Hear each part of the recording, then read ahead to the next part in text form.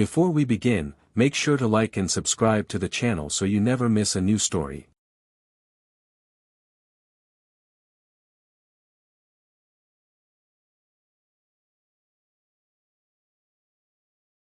My name's Amir. And this story? It's about the night we almost lost our minds up a mountain. It involves me, my cousins, Bilal, Saad, and our American cousin, Jake. We've been thick as thieves since we were kids running around Islamabad, even though Jake lives most of the year in Chicago. Whenever Jake flies back to Pakistan, it's like a signal. Adventure time. Usually, that means road trips to the hills around Murray or up towards Swat. Beautiful places, fun times.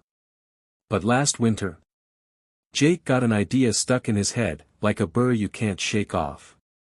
Saif Malooq, he announced one evening, sprawled on the sofa at my place, scrolling through pictures on his phone. He showed us a photo of a lake so blue it looked fake, surrounded by giant, snow-capped mountains. Look at this. It's incredible. We have to go. Bilal, ever the sensible one, choked on his chai. Saif Malooq. Now. Jake, it's December. There'll be meters of snow up there. Getting to Naran town is tough enough in winter, let alone up to the lake. Saad nodded vigorously. Bilal's right, man. The road closes. They get avalanches. It's not a picnic spot in winter. More like, survival training. But Jake just grinned that stubborn grin of his. Come on.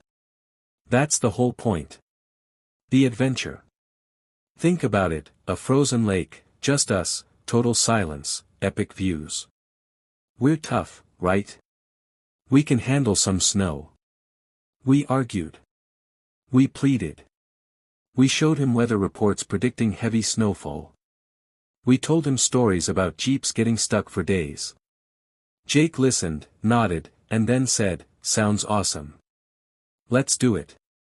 He was like a force of nature when he set his mind on something. And honestly, a tiny part of me, the part that wasn't picturing freezing to death, was intrigued. The challenge. The beauty. So, against our better judgment, fueled by cousinly loyalty and maybe a bit of foolish bravado, we agreed. A week later, bundled up like walking puffballs, we piled into Bilal's sturdy old Jeep, Bilal driving, Saad navigating, or trying to, between snow flurries, Jake buzzing with excitement in the passenger seat, and me crammed in the back with enough camping gear and food to last a week, not just the 2 nights we planned. The drive from Islamabad to Naran, usually scenic, was a tense battle against icy roads and low visibility. The mountains loomed like sleeping giants covered in thick white blankets. It took us nearly twice as long as usual. Naran, when we finally slithered into it, was a ghost town compared to its bustling summer self. A few shops were open, smoke curling from chimneys, but the streets were buried under deep snow. We found a local Jeep driver, a wiry man named Rashid with a face creased by wind and sun. Lake Saif Malooq. Rashid looked us up and down, his breath fogging the cold air. You boys sure? Road is bad. Very bad. Snow deep. He pointed towards the valley leading upwards. It looked like a solid wall of white. Jake stepped forward. We're sure. We'll pay extra. We need to get as far up as possible. Rashid rubbed his chin, eyeing the pile of gear we were transferring from Bilal's Jeep to his more rugged, open-topped 4x4. I take you to Geel Viewpoint. Maybe. After that, he shrugged. Allah knows. The journey up from Naran was terrifying. Rashid's Jeep clawed and slid its way up the narrow, snow-covered track.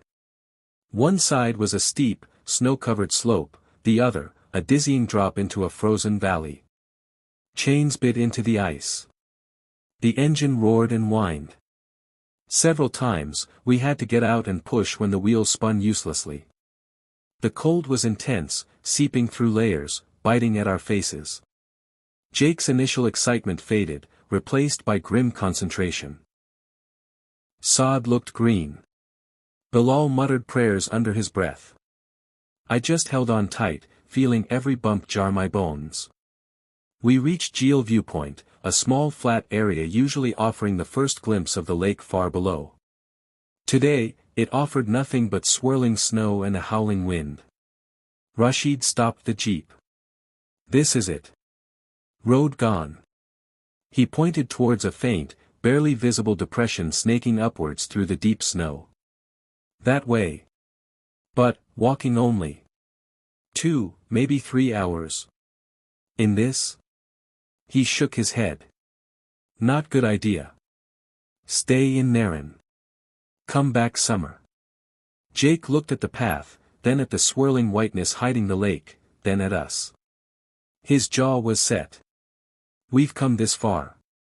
We can walk the rest. Right, guys? What could we say? We were cold, tired, and already committed. We mumbled agreement. Rashid helped us unload our gear, tents, sleeping bags, a small gas stove, food packs. He looked genuinely worried. Be careful. Very quiet up there now. Very cold. If snow comes heavy. He didn't finish. He gave us his number. Call if you can. Good luck. With a final doubtful look, he turned his jeep around and disappeared back down the valley, leaving us standing in a vast, white silence broken only by the wind. The walk was pure torture. The snow was knee-deep, sometimes waist-deep. Every step was a struggle, dragging our heavy packs. The air was thin, making us gasp. The wind cut like knives. We didn't talk much, all our energy went into putting one foot in front of the other. The trail was impossible to see clearly, just a vague sense of direction guided by the slope of the land. Time lost meaning. It felt like hours, trudging through an endless, frozen desert. The sun, weak and pale, began to dip towards the jagged peaks, casting long, blue shadows. Just when I thought my legs would give out, we crested a rise. And there it was. Lake Saif o Malooq. It took my breath away, and not just because of the thin air. The vast lake was completely frozen, a giant, perfect sheet of milky white ice, smooth as glass in places, cracked and ridged in others. It lay nestled in a bowl surrounded by towering, snow-clad mountains that glowed pink and orange in the dying light. The silence was absolute. Heavy. Like the world was holding its breath. No birds, no wind whistling here, just this immense, frozen stillness. It was incredibly beautiful, but also, strange. Unnerving. We were utterly alone. Wow, Jake whispered, his voice swallowed by the silence. Just, wow. The sheer scale and the unnatural quiet dampened our excitement, replacing it with a kind of awe mixed with unease. We were exhausted, freezing, and the temperature was plummeting fast. We needed shelter. We found a relatively flat, slightly sheltered spot near the edge of the frozen lake, away from obvious avalanche paths. Setting up the tent in the freezing cold with numb fingers was a nightmare. Fumbling with poles, wrestling with frozen fabric, cursing under our breath. By the time the small dome tent was up, anchored with rocks buried deep in snow, darkness had fully fallen.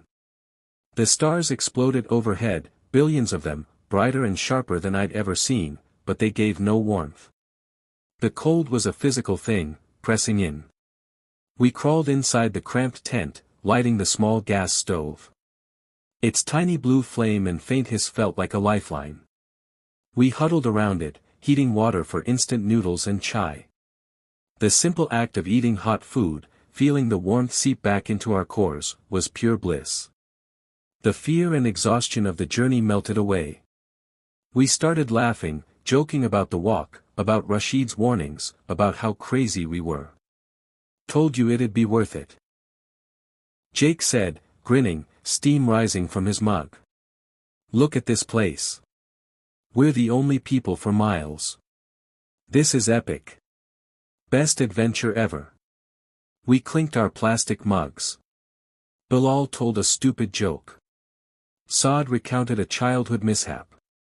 For a couple of hours, sitting in that little bubble of light and warmth, surrounded by frozen wilderness under a billion stars, it felt incredible. We were having the time of our lives. The struggle, the cold, the silence, it all added to the feeling of being somewhere special, untouched. We felt invincible. Then, the night crawled in. Properly. The first change was subtle. The absolute silence outside deepened, becoming thicker, heavier. It wasn't peaceful anymore, it felt watchful.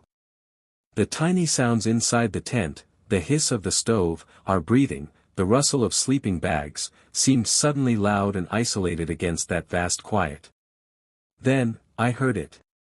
Faint, carried on the still, frigid air. Amir. My blood turned to ice. It was a woman's voice. Distant, mournful, clear as a bell despite the distance it implied. It called my name. I froze, mid-sentence in a story I was telling. My mug slipped from my suddenly nerveless fingers, spilling lukewarm chai onto the tent floor. Everyone stared at me. What? Bilal asked, seeing the look on my face. Did you guys hear that? My voice was a croak. Jake frowned. Hear what? The wind? There is no wind, Saad whispered, his eyes wide. Before I could answer, Jake's head snapped around towards the tent flap. His face paled. What the, he breathed. Bilal stiffened. No. No way. He looked terrified. Saad just hugged his knees, rocking slightly. She called me, he whispered, so low I barely heard. She called my name. Saad.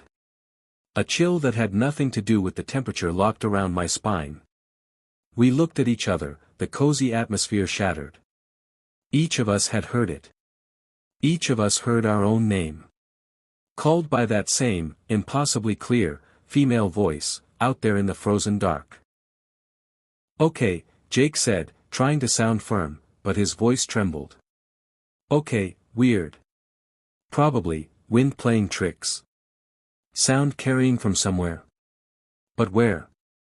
There was nowhere. No villages, no other campers. Just snow, ice, rock, and us.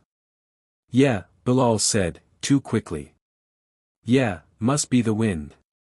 Or, echoes. We fell silent, listening intently. Only the hiss of the stove and our own pounding hearts. The silence pressed down, heavier than before. Expectant. Then, the terror began. It wasn't one big thing. It was a slow, relentless drip drip drip of fear, each drop colder than the last. The lights, Saad saw them first. He pointed a shaking finger towards the peak directly across the frozen lake. Look. High up, near the summit, impossible to reach on foot especially at night in winter, a cluster of small, bright lights flickered. Like lanterns, or maybe windows. But there were no buildings up there. None. The lights moved, bobbing slowly in a line, then vanished. Moments later, they reappeared further along the ridge. Silent. Unearthly. The whispers, they started soft, like leaves rustling, but there were no trees. Just the sound of voices murmuring, too low to make out words, seeming to come from different directions, sometimes near the tent, sometimes drifting across the ice. Not the clear female voice this time, just an unsettling susurration of sound in the dead quiet. We huddled closer together inside the tent, turning off the stove light, plunging ourselves into near darkness, hoping we were hidden. The feeling, it was the worst part. A crushing sense of being watched. Not by animals, but by something, aware. Something ancient and cold and utterly indifferent to us. The vast emptiness around us stopped feeling empty. It felt occupied. Hostile. The beauty of the frozen lake turned sinister. The ice seemed to gleam with a cold, malicious light under the stars. The mountains weren't majestic, they felt like prison walls. The images, in the starlight reflecting off the snow, shapes seemed to form just beyond the edge of vision. Tall, thin figures standing motionless on the ice. The outline of a woman in white near the shore, facing away. A dark shape moving swiftly between rocks. When you looked directly, there was nothing. Just snow and shadow. But the feeling that something had just been there lingered, making your skin crawl. The sounds on the ice, sharp cracks echoed across the lake, like gunshots in the silence. Not the normal groaning of settling ice. These sounded purposeful. Like footsteps. Heavy, deliberate footsteps circling the tent, crunching on the frozen crust. We held our breath, straining to hear. The crunching would stop, replaced by an eerie scratching sound on the tent fabric, low down, near the ground. Then silence. Then the crunching would start again, from another side. We didn't sleep. Couldn't sleep. We sat huddled together, backs pressed against each other in the small tent, wide eyes staring into the darkness. Every rustle of the nylon, every tiny sound, made us jump. We whispered theories, each more desperate and unlikely than the last. Wind, but there was none. Animals, what animal walks like that? What animal whispers names? Hallucinations from altitude and cold, but we all saw and heard the same things. The worst moment came around 3 a.m. The whispers coalesced right outside the tent flap. Not murmuring. Laughter. Soft, cold, mocking laughter. And then, a single, clear word spoken by that same female voice, right against the thin fabric separating us from the outside. Cold. Jake actually whimpered. Saad buried his face in his knees. Bilal started reciting prayers under his breath, his voice shaking uncontrollably. I felt tears freeze on my cheeks. It wasn't about being hurt physically anymore. It was about our minds cracking under the relentless, unnatural pressure. The isolation was total, the fear absolute. We were tiny, insignificant specks in a vast, frozen, and suddenly very haunted landscape. The adventure had become a nightmare. We weren't explorers, we were prey. The night stretched on, an eternity of frozen fear. We watched the stars crawl across the sky with agonizing slowness. The cold seeped deeper, into our bones and our spirits. The sounds, the lights, the feeling of being watched, they came and went in waves, never stopping completely, never letting us relax. We were exhausted beyond belief, mentally shattered. We just wanted it to end. Finally, a faint, gray light began to seep into the eastern sky. Not sunrise, but the promise of it. The pre-dawn gloom felt like salvation. Without a word, we moved. We packed our gear with frantic, clumsy speed, fueled by pure adrenaline and terror. We didn't care about neatness, just getting everything stuffed into our packs. We didn't look towards the lake or the mountains. We kept our eyes down, focused on the task, desperate to be gone. The moment there was enough light to see the path dimly, we scrambled out of the tent, leaving it standing. We didn't care about the cost. We shouldered our heavy packs and started stumbling, half running, half falling down the trail we'd struggled up the day before. The snow was just as deep, the path just as treacherous, but fear lent us wings. We moved faster than we ever thought possible, driven by the primal need to escape that place. We didn't speak. We just pushed, gasping, slipping, helping each other up when we fell, driven by a shared, silent panic. The frozen lake disappeared behind us, hidden by a ridge, but the feeling of being watched, pursued, lingered. We kept glancing back, expecting to see something. Anything. But there was only the empty, snow-covered slope. It took us less than half the time to descend to the geo viewpoint than it had taken us to ascend. We were wrecked, shaking with cold and exhaustion and leftover terror, but we were down. We collapsed onto our packs in the snow, gulping air. Bilal fumbled for his phone, his fingers numb and clumsy. "Signal," he gasped, holding the phone up like a lifeline. One tiny bar flickered. It was enough. He dialed Rashid's number. It rang. And rang. We held our breath, staring at the phone. "Please pick up. Please pick up." "Allo?" Rashid's voice, crackly but real, came through the speaker. "Rashid, bye." Bilal almost shouted. "It's us. The boys. At Geel Viewpoint. Please, come get us. Now." There was a pause. "You are okay?" "No. We're not okay. Please, just come. Fast." "Okay, okay. I come. 30 minutes. Stay there." He hung up. We didn't care. Help was coming. We huddled together, scanning the road down, praying for the sight of his jeep. Every minute felt like an hour. The cold bit deeper now that we weren't moving. The silence of the viewpoint was almost as bad as the lake's, but it felt less occupied. Less focused on us. Finally, we heard the grinding roar of an engine. Rashid's jeep appeared around a bend, chains clanking. We've never been so happy to see anyone in our lives. We scrambled towards it before it even stopped properly, throwing our packs into the back and piling in after them, shivering violently. Rashid looked at us, taking in our pale, wide-eyed faces, our shaking hands. "What happened? You look like you see jinn." The words tumbled out of us in a chaotic rush. The voice calling our names. The lights on the mountain. The whispers. The laughter. The footsteps. The crushing fear. The feeling of being watched by something ancient and cold.